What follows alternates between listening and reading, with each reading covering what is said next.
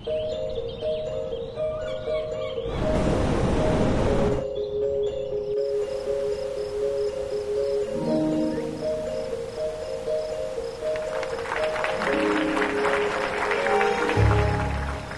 name is Bayo, and the first time I entered here, I said to Jake that this feels like a revolution of some kind. Like, this is exactly what you would want if you were starting some underground movement, right? Like an underground political assemblage of some kind of, yeah. Which is apt for this year, isn't it? Like, right? You don't need to be polite. I'm not. Oh, it's good to be here. And someone asked me a while ago, where am I from? Which is a difficult question to answer these days. I'm from Nigeria originally. I'm Yoruba. You might know some Yoruba people. But I live in India. I haven't lived in Nigeria for a long time. I live in India with my family, so I cook great dosas, the best dosas. But for a while, I'm going to be in Massachusetts here, in Great Barrington. I'm visiting professor at Clark University, and the this is long, so I'm just going to take a deep breath. It's the W.E.B. Du Bois Scholar in Residence for Transpublic Intellectualism. Okay. And that's at the Schumacher Center for New Economics. And so my family is running around with beers and deer and geese, and we're having a good time. It's good to be here. Thank you for having me. Maybe some other aspects of my work and my thought would emerge in conversation, but I'm grateful to be here. Thank you.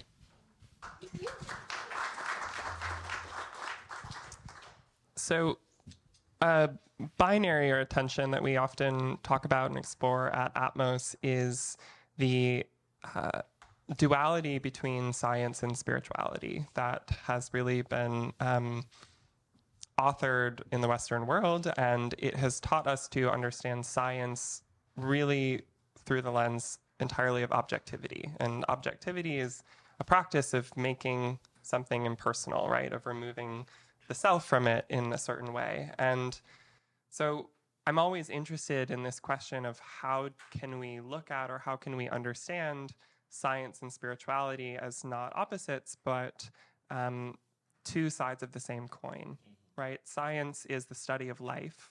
Spirituality, in some ways, is the study of the sacred. At what point in time did we stop seeing life as sacred? At what point in time did we stop seeing these two things as connected? Mm-hmm. And this is something you and I spoke about briefly, and I'm curious how that shows up for you in your own work, in your own line of thinking, and particularly something you shared to me once around spirituality rendering science as poetry. Mm-hmm. I'm wondering if you can touch a little bit on that. You said that. Should write that down. I mean, listen, I wish I could take credit for it, but it was definitely you. Okay, so here's the beautiful. Here's another thing about me. I'm a nerd. Yay? Nerds unite separately, you know. I say that because when I was an undergrad, billions of years ago, I didn't go to class that often because it was boring to me. I decided to write a book because I was just on my own. I took the words of Mark Twain seriously. Never let your schooling get in the way of your education. Only nerds. She said that with me. And so I would go to the library. I was a triangular student. Library, class, bedroom. Right. I didn't have a social life. In that time, I wrote a book called Moses or Darwin.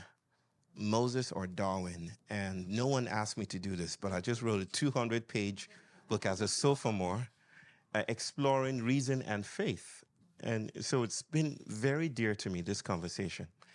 And And maybe one way to popularize this is to invite us to notice there's a conflict, a civilizational conflict that tries to premise itself on the cosmological, philosophical split between rationality and faith. Never the twain shall meet is the proposal, that to be rational is to be faithless, or to be faithful is to be irrational. There's the law of the Socratic excluded middle here. They never jive with each other. But I want to tell you a story, if you'd allow me. A brief story that disrupts that idea a little bit. And this just came to me, this story. So I'm not prepared. I never prepare for anything, just so you know. I think this happened. Anyone here heard of Edmund Halley? Sir Edmund Halley. Everyone obviously has heard of Edmund Halley. Brother there, sir. Halley's Comet? Ah. So Edmund Halley had an idea, and it was a radical idea. It was criminal. He said that in the year 1758, a comet would appear. Now, that might seem trite, might seem boring to us now, but I want us to understand in those days when he said those words, they were very, very, very, very fugitive, radical things to say, because no one thought about comets as things that were predictable, right? This was a time in the UK when the Anglican Church, the Church of England, had rules about how to engage publicly. And this all had to be engaged or premised on scriptural integrity. The Bible declares that God made the world. And if God made the world, those things dashing through the sky are not predictable things. They're angels on a mission. The angels going to deliver a message from one end of the planet to another end of the planet. Those were the popular ways people thought about comets, as messengers. So when Edmund Halley, in his conversations with Newton, said, I think the comet we saw in 1607 and 1531 and 1607 and 1682 are the same comet. And I think it'll come back in 1758. Everyone's minds, because it was an impossible thing to say. And the Anglican Church took opposition to this. They said, we will oppose you to the ends of the earth because God made the earth and blah, blah, blah, blah, blah. So when in 1758 that comet came, it broke everything people thought about God and spirituality, because it was a civilizational war, reason versus faith. And reason kind of won out, right, temporarily. And so everyone didn't know how to think about this. But how could a man, a single, irascible, jocular, unserious fellow, predict the motions of the planet or of the cosmos? So this war has been going on for a long time. I don't think it's a war after all. I don't think it's a war. I don't think it's reason versus faith any more than I think it's Iron Man versus Wakanda. It's nothing of the sort. Did that go over your heads? I'm dropping jewels here for the nerds among you, and I'm not getting any response. So here's my thought. I don't think it's reason versus faith after all. I think, in my opinion, it was just a mild commotion in the hallways of human exceptionalism, right? Most of the ways we think about the world is premised on human separation, right? That we're separate and separable from ecologies, from the planet, that we are unique, we're exceptional, and that we're all by ourselves.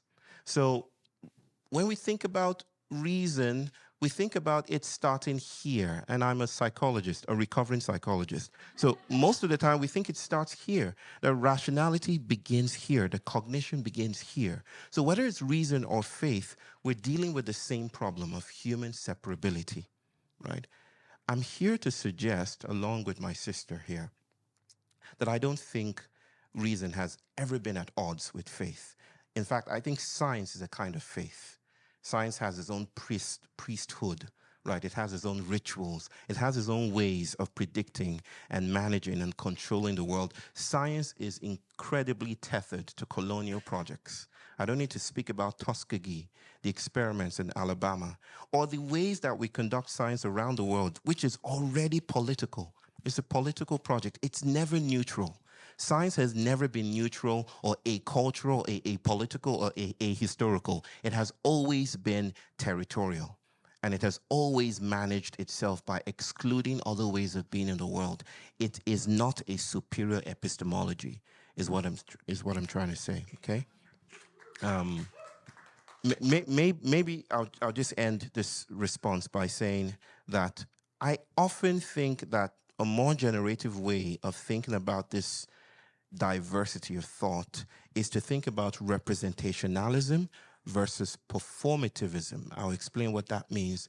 Representationalism is what my sister Willow was just speaking about a while ago, that we can stand apart from the world and represent it. And it's the integrity of our representation that matters. Who sees clearly? Clarity becomes a political vocation of representing the world as it really is, right? This is what science is trying to do. Science is not bad. We need science. We need toilets. We need, mobile phones and all of that. But I'm trying to say here that we make a mistake when we think that we stand apart from the world. So performativism says we're not apart from the world. We are imbricated with what the world is doing. Right? So it's not a metaphysics of dots, it's a metaphysics of lines. And we're always connected with how lines converge and disperse. So, in other words, people, we are in a time when science is meeting its excluded other, when it is coming to a sense of humility about what it can know, right? Who's watched the movie Contact? Jodie Foster. Yeah, everyone has done that. There's a scene, and I'll just end with this. There's a scene in that movie where we just started to live in the United States, but I hear that there's a ritual and there's a sacred rite of not spoiling movies. But I'm Nigerian, and I don't adhere to Nigerian princes are crafty fellows. So in the tail end of the movie, after Jodie Foster's character builds this multi-dimensional spacefaring machine and travels to another dimension altogether, she leans outside of the window and sees something that the director wisely does not show the audience. She leans outside and her face is enraptured with the beauty of what she sees. And she says, they should have sent a poet. And I think this applies to our times, that there are moments when the ways we territorialize the world, because knowing is more moralizing work. It's civilizing work. Knowing is not something that happens here. Knowing is how we move, how we make love, how we think, how we eat, how we defecate. All of that is knowing, right? But that leaning out and noticing the boundaries of knowledge is where we are as a planet today. We're noticing the edges of what we thought we knew. And we're coming to that precipice where we're being invited to take on a new kind of faith, which is what I call falling. Okay.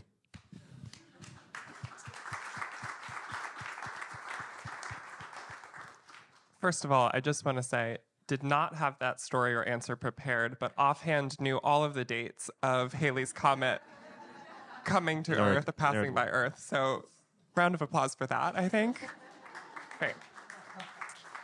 I love what you shared also around science having its own form of priesthood. Yeah. I think it's interesting. Science and the church, we'll use, rather than speaking to religion as a whole, I'm just going to stick with the metaphor or the entity of the church. And I think as much as there has historically been opposition, as in the story that you shared, there's also some ways in which they function similarly in terms of how we police knowledge and how we police understanding of the world around us. And that's why I think it's really important that when we talk about science, we're very also specific in what we're talking about here, right? I mean, some of you might be in this room right now being like, do they hate science? Is this not a climate weekend? We love science, to be clear, but it's also important to again locate, and I love what you shared around science being territorial. Yes. Because there are forms of science, there are indigenous forms of science that have always included spirituality. There are so many realms and worlds of science that are outside of Western understandings of science. And many of those have been forcibly erased. And, you know, just something that's coming up for me right now is just a history of women who have practiced understanding or being in tune with the natural world and being persecuted as witches. Do we have any witches in the audience? Please, thank you. You can ask for the nerds, I'll speak to the witches. But I bring that up as an example because the root of the word witch is wit. It literally just means wise. And we have this entire story and history and monstrosity around like what this word means, and it literally just means a person who is wise, a wise woman specifically. That's all I have to say about witches, but I have a feeling they'll come up again. Something you actually, speaking of monstrosity, I wanted to talk about this because it's a word that you come back to and you circle around quite a bit, and particularly the promise of the monstrous and the archetype of the trickster. And I'm curious if you can share a little bit about what monstrosity means to you and why that word holds so much.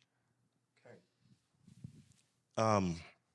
There's a Yoruba story about a trickster whose name is Eshu. Anyone knows Eshu? You heard? Oh, okay. I love telling the story. It's a beautiful recalibration of the accounts of the transatlantic slave theft. Okay. I often practice not calling it a trade. So, in this story told by a Nigerian professor, I think he's still alive in the United States now, a Yoruba professor, Femi Yuba. It's dramatized often, theatrical productions. When the ships came to the Bight of Benin and they came and started gathering black bodies, or they started gathering bodies into blackness rather than the Orishas, which are the avengers of the Yoruba cosmological system. I'm throwing out my I'm throwing to you my Americanisms to assure you that I'm here. This talk is not sponsored by Marvel, just so everyone is aware. Like I've started hiking now, and I tell people on the hiking trail that it's worth it. So I'm in. I'm in is what I'm in. I'm trying to tell you that I'm in, and I want to be celebrated that I've arrived here for a moment. I'm kidding. Where was I? I often digress. Okay, yes. So monsters and issues. So the Orishas, they're superhuman. They hold the powers to the agency around thunder and lightning and everything you can think about of how the earth works. And so this particular Orisha, Ogun, who is the god of metal and iron and victory especially. So you know this dude had everything he needed to win this battle, right? He decided to mount up an insurgency to push back against the slavers, to push them away. And so he gathered his men together and chased them, went to the shores to chase them away. But along the way, he was interrupted by his brother, Eshu. Eshu is very popular, especially in Brazil. I think he's more popular in Brazil than in Nigeria at the moment, which speaks about diasporic complexities. But I digress again. Eshu interrupts his brother and says, you know what, I think we should go in the morning, not now, in the night. I think it's strategically wise to do so in the morning why don't we rest for now, take a break, and see what happens? And as his brother Ogun decides to follow his instructions, Eshu gives him a very, very intoxicating cup of palm wine. I'm not going to tell you what that is, but don't find out. Okay. And Ogun takes palm wine and is knocked out completely. Don't ask me how his entire army is knocked out as well, but everyone is knocked out, and Eshu proceeds to sneak aboard those ships and travels with the slaves across the Atlantic. And that's it. That's the story. I've stayed with that story for many years, not knowing what to do with it. Because there was a time in my life I wanted to pull down the powers that be, right? My fist was perpetually raised. I wanted to pull down, I read Walter Rodney on how Europe underdeveloped Africa. I wanted to address the colonial tensions of my time by fighting the powers that be. And then I hear the story, and it interrupts and disrupts my cartographical project of decoloniality. And it teaches me about the monstrous, right? Now, here's what I think about the monstrous and why I think Eshu did what he did and why we need a trickster today, especially in times of climate chaos and collapse. Karl Marx had a statement that the senses have a history. Does anyone know that? Okay. The senses have a history. We don't just have senses. How many senses do we have, people? Do you know? 5, 6, 7, 8, 9. Well, here's an idea. We don't have senses. We don't have senses. Senses have us. It's a slight nuanced twist on the popular idea that we have senses. We have anything is a very capitalist notion, right? It's like it's our property. It's a biological substrate. It's already there.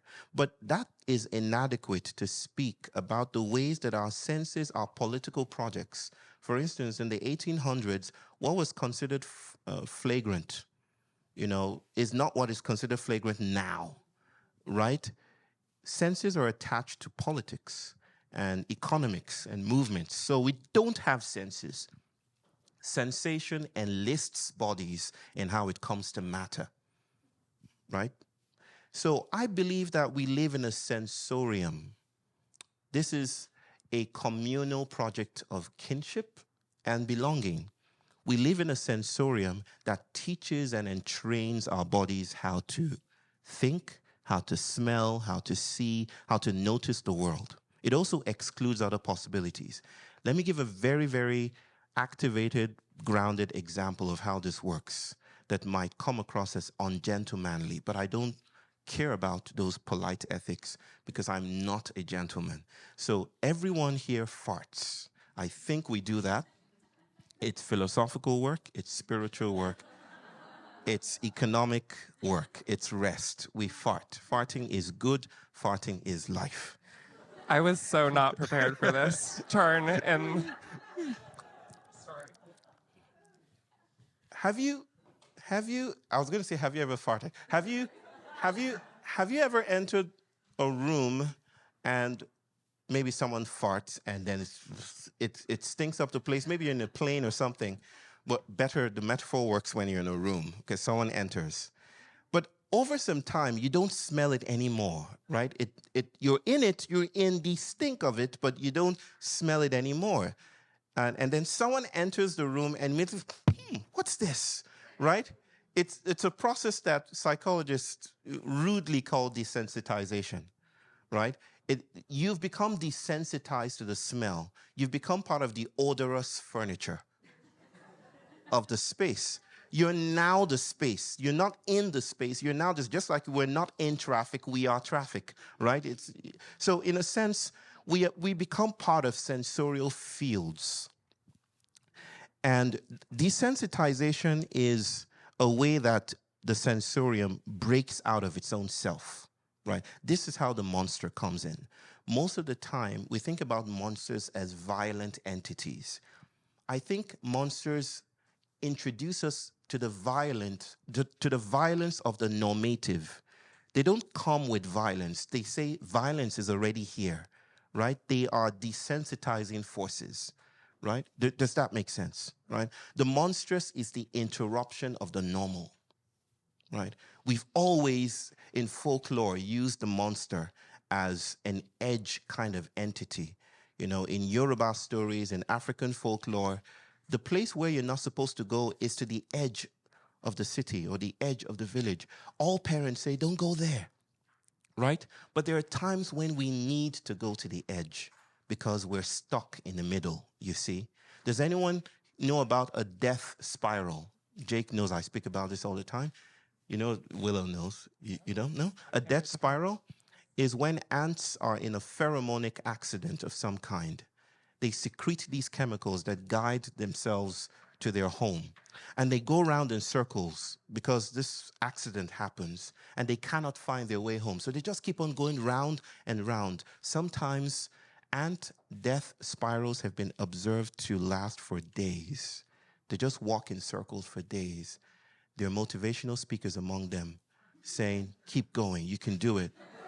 You can make it if you try, you know, singing Disney songs to them about persistence. And they keep on going around in circles, exhausting themselves, and they die in their exhaustion out of the persistence that only one more step and we arrive home. That's a sensorium. And I think it doesn't apply to ants alone. It applies to us. In our solutionisms, in our attempts at fixing the future, in our attempts at regaining mastery, right? The history of civilization is the history of the rehabilitated monster. We're constantly looking for ways to include the outlier, the disgusting, you know, the excluded into our paradigms of thought and familiarity. We think of this politics as good, and I think we need some politics of inclusion, but it risks territorializing where we already know, right?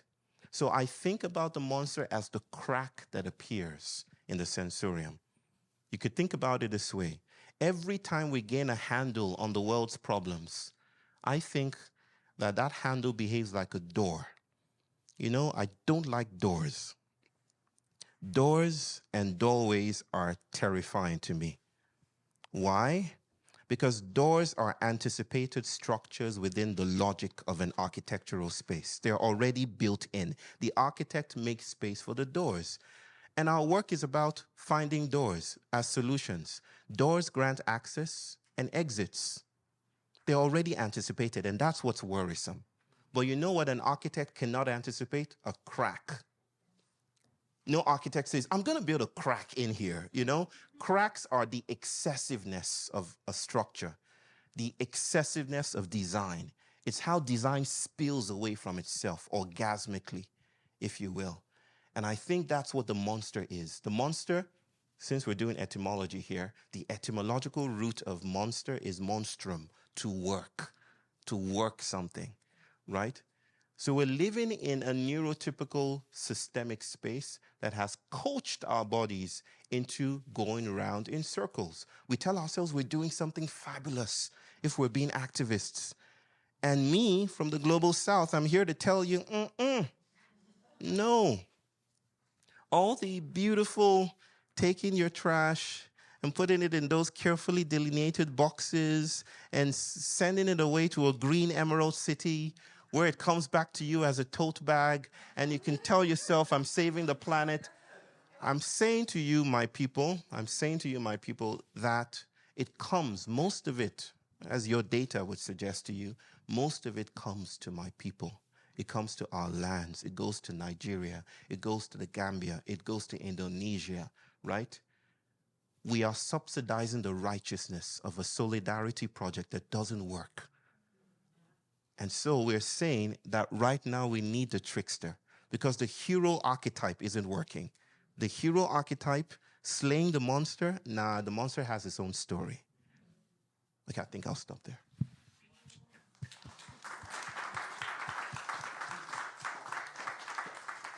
I'm I'm smiling internally because a group of us were at dinner last night joking that this weekend would be the start of a cult. And when thinking about what the rules of this cult would be, the very first rule we came up with was that there would be no doors. Just saying. There is so much there. The way you speak about the monstrous, I think, is something that has very deeply resonated with me. I think so much of the last 4 years of my life has been about sitting with the fact that there are people who conceptualize me as a monster and learning to be at peace with that. And I think at the beginning of that journey, there was a lot of resistance. There was a lot of trying to prove that that wasn't the case and fighting for humanity, so to say. But I think at a certain point where actual change began to happen in my own journey was in starting to ask the question, why? Why am I so resistant to the idea of being that monstrous figure? If being monstrous is just not fitting inside someone else's boxes or someone else's framework, then perhaps that's not the worst thing in the world. Something I wanted to touch on as you were talking about the death spiral is you've shared in the past, I hope I don't butcher this, but the question of what if the way we respond to crisis is actually part of the crisis? And I'm wondering if you can speak to that, particularly locating it in the context of environmentalism as well, which is a crisis that is inherently urgent, and at the same time, we know, I think, on some level that responding to it with the same type of thinking or the same way of conceptualizing it is not going to get us anywhere. And so, I'm just curious if that's something that has come up for you. So I hope you admire my shirt. You do? 100?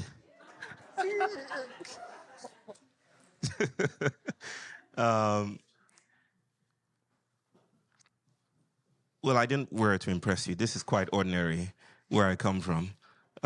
It's just in fact, my mother would probably blow her mind just to see me wearing this. She would think it's too ordinary to speak in such an august occasion as this is.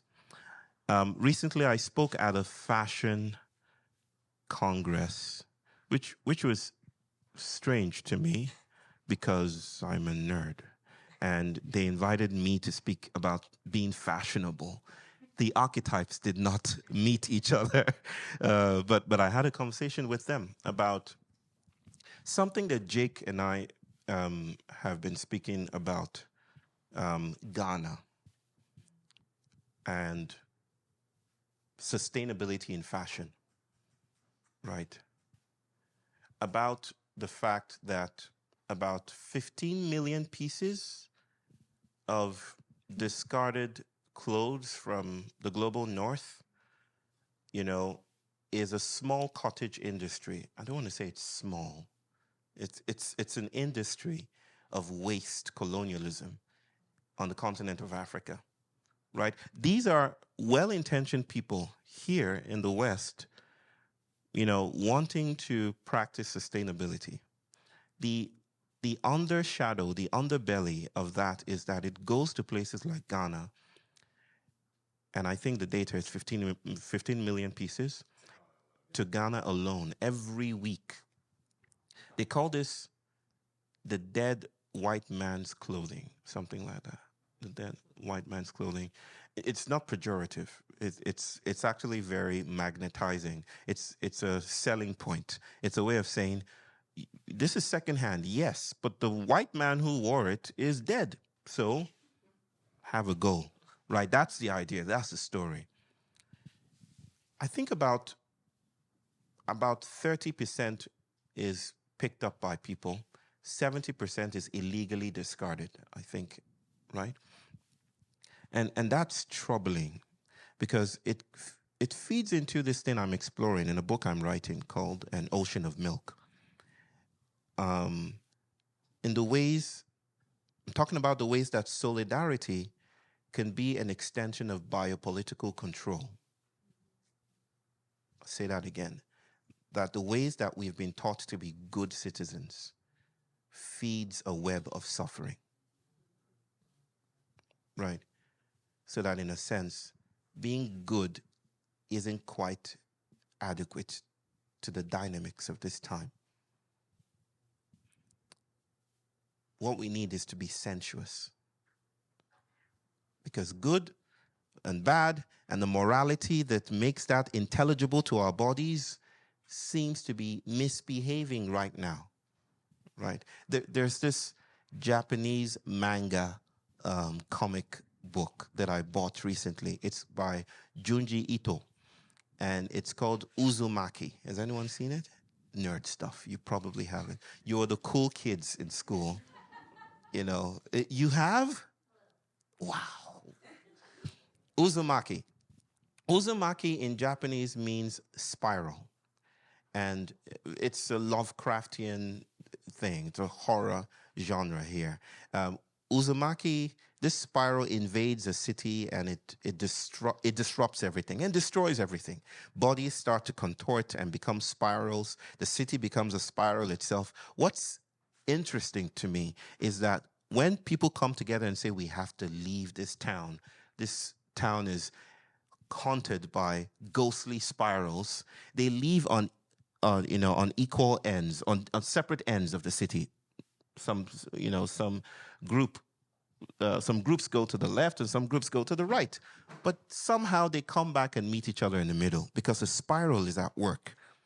It's my way of saying here that the political left and the political right seem to be behaving the same way.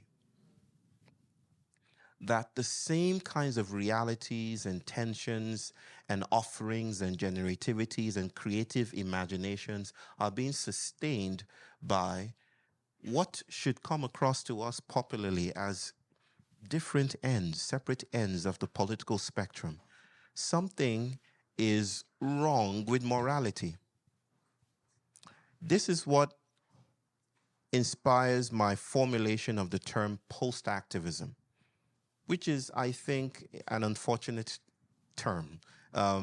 Because most people hear it and say, oh, you're trying to say there's a time we'll get after activism. I don't mean post-activism as after activism. I'm not saying activism should be excluded or pushed away. We need activism, right? Anytime I come into the United States, I need a white friend to get through the airport, that kind of thing. So white allies are great.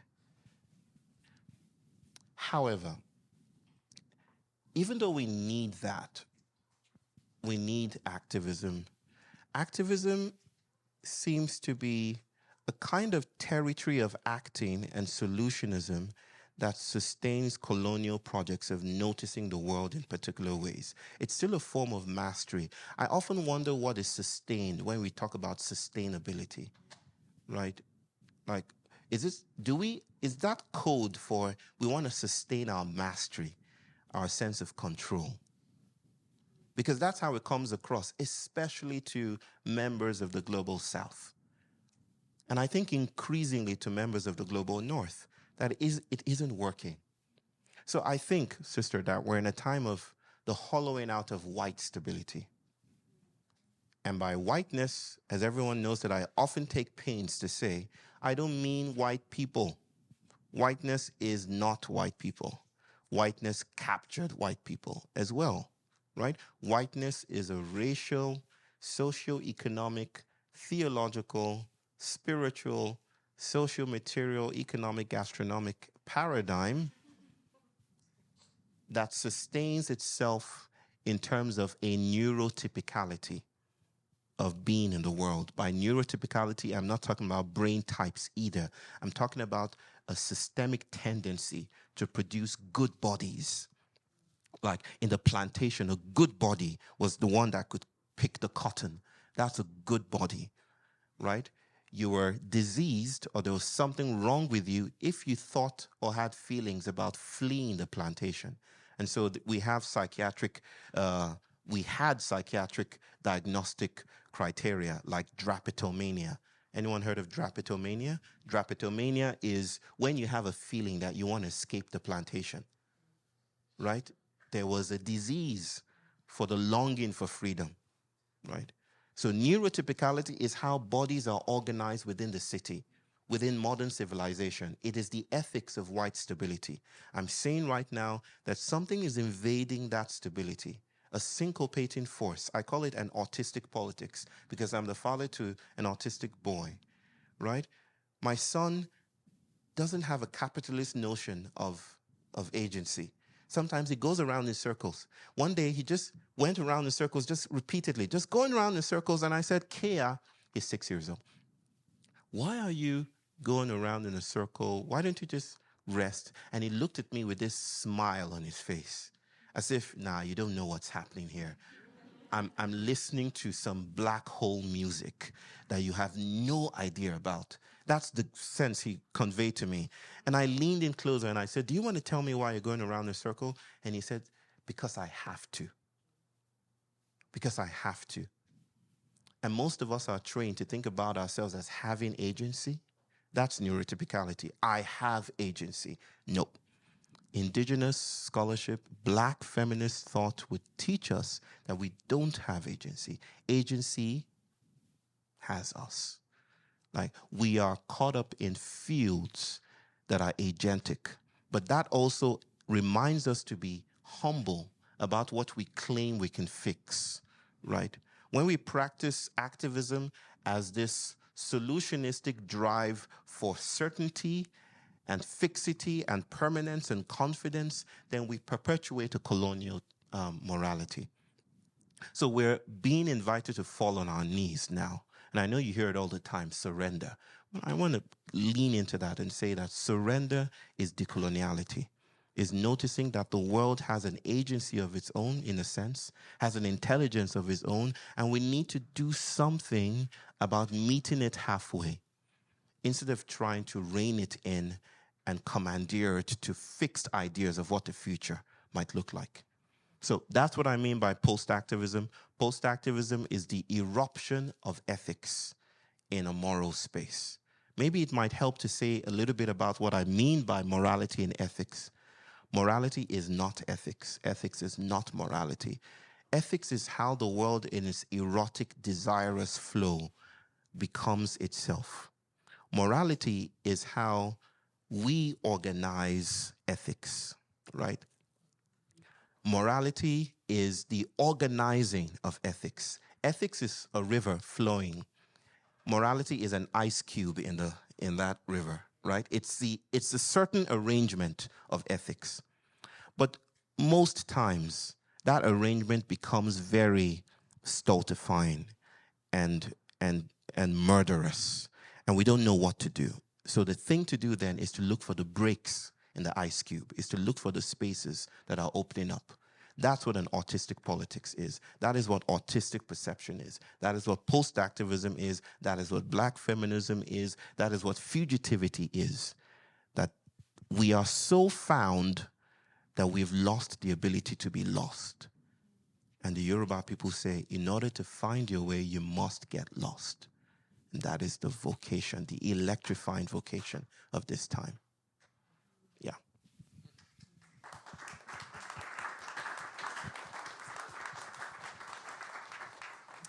I think a real thread in this conversation is various binaries. We've talked about science versus spirituality. We've talked about humans versus nature to some extent. We've talked about the hero versus the monster. And now you've also introduced good versus bad, right?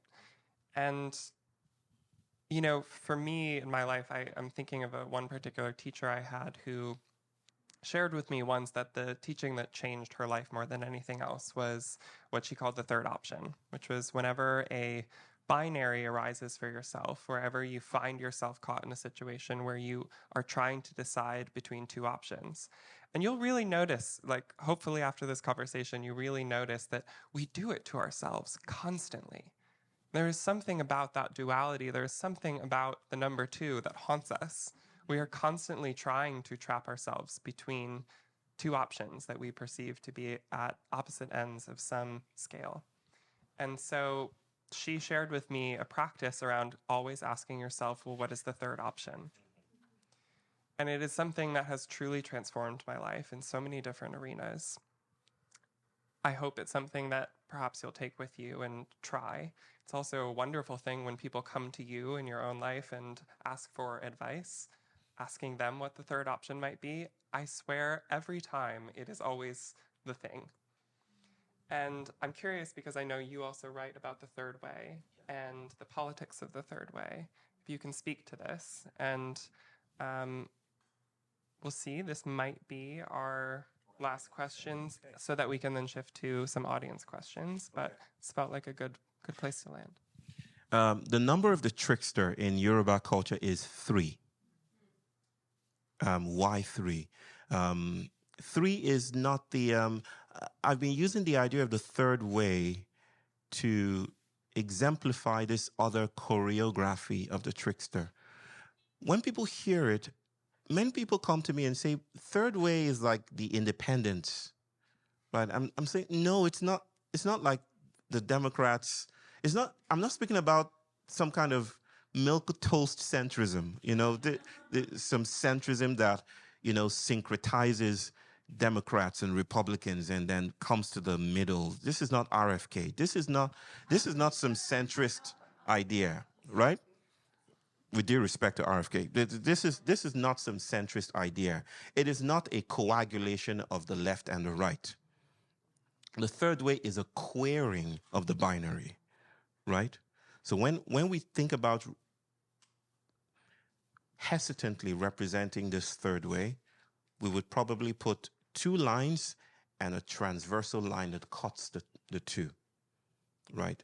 This is what I think about as the third way. It's the path that is not yet known. It is the non-legible. It is what in Arabic might be called wak, which is a future that is unseeable, untouchable, but is felt at some molecular level as compelling and urgent, right? So this third way that I'm speaking about is not number 3 in terms of, the addition of the previous. It is instead a disruption. So here's a beautiful example. There are conversations today about accelerationism and decelerationism. Accelerationism says we are in capitalism. We understand that. We know that when we use our phones, we are igniting webs of suffering that enlists boys and girls in Congo who go down into cobalt mines to fish out the resources to feed our phones. We know that. So let's cut the head off of capitalism. It's a very Marxist, aesthetic. Let's slit its throat, right? And the way we do that is buy more, right? Let's buy more. Buy. If we buy more, then we can overload the system and then it can crash, right? It makes some sense, doesn't it? And there's the decelerationist who argue, I think we should slow down. Let's do more yoga, right? Let's lie down. Let's just lie down. Let's refuse participation in the city. Maybe in doing so, we can remove ourselves from capitalist projects. The problem with both arguments, the binary here, you might notice, is that speeding up and slowing down on the same train track will still lead us to the same destination, right? It's still the same rail track. It doesn't do anything interesting, right? We're still on the same highway. Transversality is the third way. Is the path of failure, right? And there's something deeply feminist about failure. There's something energizing to me about failure. It's not just mere refusal. It's when bodies refuse to be included in preset paradigms of recognition, right? You're just speaking about being monster a while ago. Most of our, like I said earlier on, most of our politics is around including, right? We want to include you in, and we need that. Again, we need that, okay? as opposed to excluding, right? We want to bring you in, give you a seat at the table. The problem is, I don't want a seat at the table. It's just like getting a front row seat on the Titanic, right? Or as I often say, an equal piece of a carcinogenic pie, right? Why will I want equality in a system that is on fire? Why would I want to center my black mother in a modern civilization that is premised on her suffering? I don't want to be centered in white modernity. Yes, I will be eternally suspicious every time I travel through the Bradley Hartford Airport in Connecticut. I will always be suspicious when I go through JFK. I will probably be called aside for secondary screening, not just because of the way I look, but because of my passport, which is one of the lowest ranking passports, right? This is the biopolitics of mobility. Most of us can move around the world without visas. I have to get a visa to get to Ghana or Gambia or some aspects of Africa, some other nations of Africa. So the thing here, my people, is the idea of acceleration versus deceleration isn't interesting or generative. We need the path of failure. We need the path of the transversal. And how do we clue into that? It comes in moments when we don't know what to do. It comes in the form of the outlier that needs to be fit in, right? This is the politics of becoming monster, is what Deleuze, another French philosopher, would call it. Becoming monster, not rehabilitating the monster, but becoming monster. And I'll end with this story of how I noticed this practiced in front of me by my wife, right? I said that my son is autistic. There was once a time when we were in a shopping mall in Chennai, India. My wife is Indian. And my son was having a moment. He was having this huge moment. Notice my language here. We don't call it meltdowns anymore. We don't call it tantrums.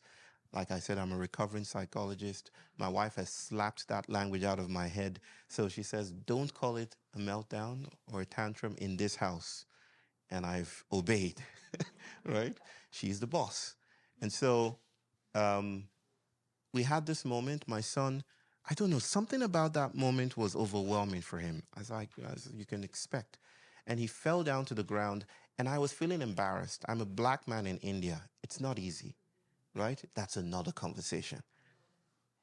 So I tried to get him on his feet. I tried to pacify him with cookies or screen time or something, anything to get him to get back into the normative fields of neurotypical progression, right?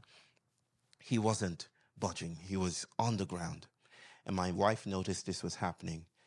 And then she made a line straight to me with my daughter. And she said, you're not doing this well.